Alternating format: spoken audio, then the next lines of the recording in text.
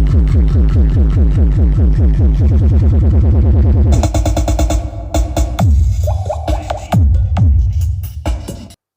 दोस्तों, स्वागत है आप सबका इस वीडियो में। मैं हूं दिलीप और आप देख रहे हैं डीजे शक्ति।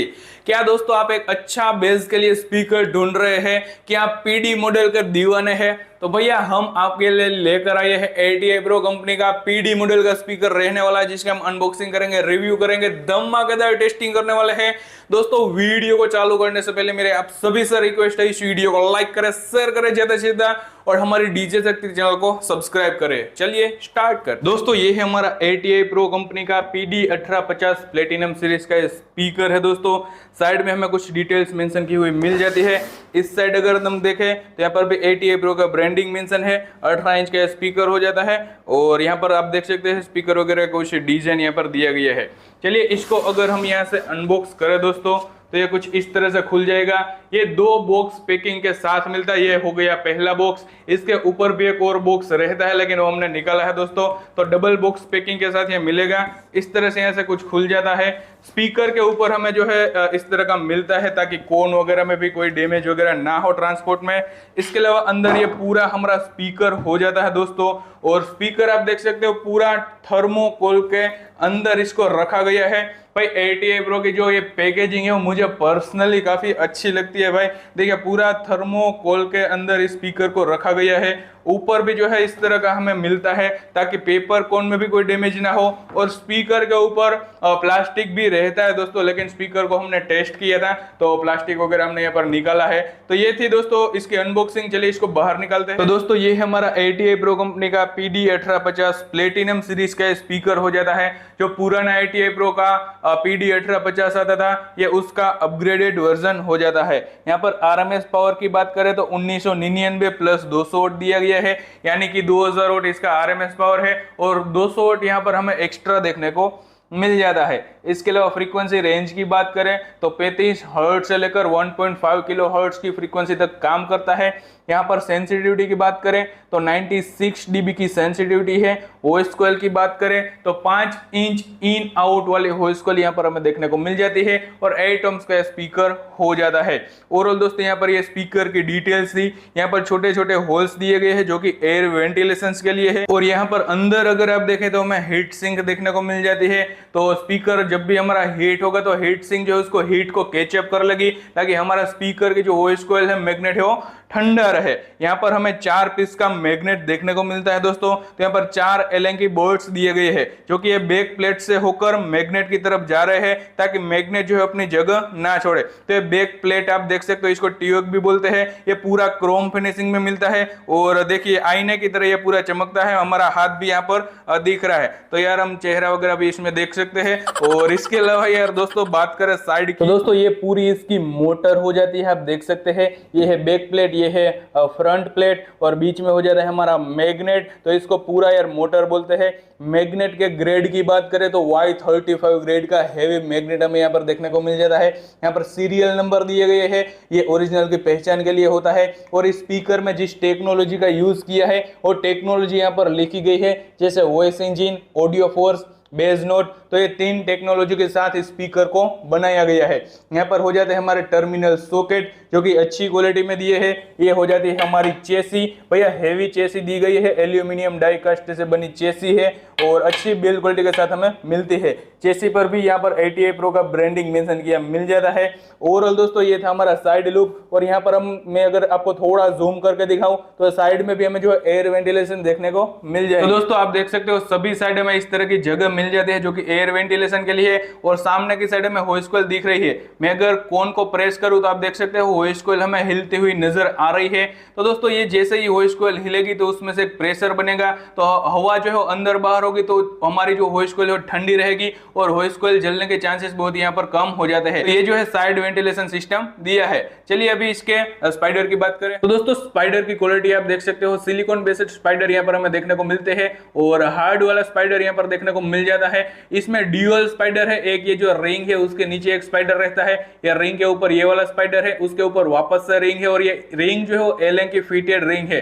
बाय चांस अगर कभी भी ये स्पाइडर का ग्लू लूज होता है तो ये स्पाइडर है जो अपनी जगह नहीं छोड़ेगा। तो यहाँ पर प्रॉपर एक से एक चीज का ध्यान रखा गया है। ओवरऑल मैं इसको अगर प्रेस करूं तो देखिए पूरा सस्पेंशन कुछ इस तरह से एक वर्क कर रहा है, प्रॉपरली ये काम कर रहा है। चलिए इसके लीड वायर की अगर हम बात करें तो दोस्तों ये हो जाता है इसका लीड वायर, और लीड वायर आप देख सकते हो रिंग के अंदर से होकर वॉइस कॉइल में जा रहे हैं। तो ये यार मुझे यहाँ पर थोड़ा सा माइनस पॉइंट लगा, क्योंकि कभी भी यार लीड वायर टूटेगा या फिर सोल्डरिंग छूटेगी इसकी, तो भैया ये लीड वायर को चेंज करने के लिए हमें पूरा ये कोन स्पाइडर उखाड़ना पड़ेगा, तभी जो है लीड वायर चेंज हो पाएंगे। तो ये यहाँ पर थोड़ा सा यार मुझे माइनस पॉइंट लगा।